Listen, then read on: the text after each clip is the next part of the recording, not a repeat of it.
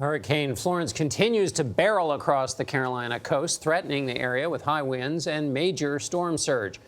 Aaron Rigsby is one of the storm chasers tracking Florence in North Carolina. He's covered several major storms, including Hurricanes Harvey and Matthew. He ducked into the safety of a parking garage to join us by phone. Good morning. Good morning. How are you doing today? Well, I'm doing all right. I'm curious about how you're doing. I heard you couldn't drive through Wilmington. Is that right? What are you seeing out there now?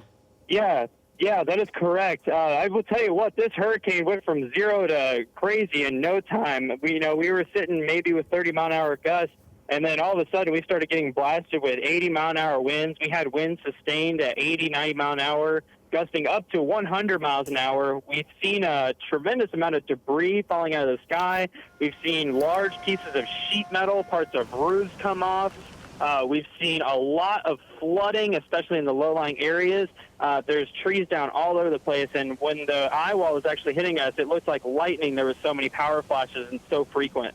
You've covered a few of these. How does this compare?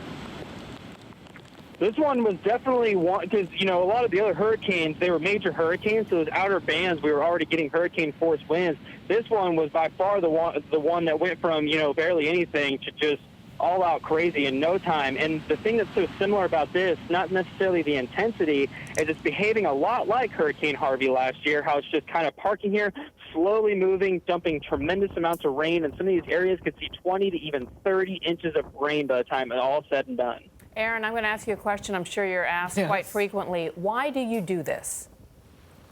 It's all about passion. I've been interested in weather ever since I was a little kid. And I was actually afraid of storms for the longest time, but that fear kind of turned into passion. And just, witnessing historic events like this, it just, it's crazy to be a part of and keeps me going. Yeah, Bianna was reading my mind, Aaron, because I was trying to think what goes into your thought process and how you can stay so upbeat doing something that at any moment you can really lose your life.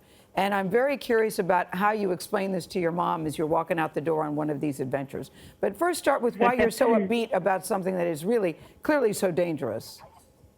Yeah, I've been doing this for 7 years now, basically since I had my license at 16 years old. And at first, they still worry about me. And at first, they were kind of iffy. But I think they know now that I've been doing this long enough, and I take enough preparations, and I always plan my escape routes when I'm chasing these things and taking these adventures. And, I always tell them it's like, I may be in danger by putting myself in these kind of positions for these kind of storms, but I'm also in danger just walking outside the door every day. That's true. And on another note, too, you also are bringing valuable information.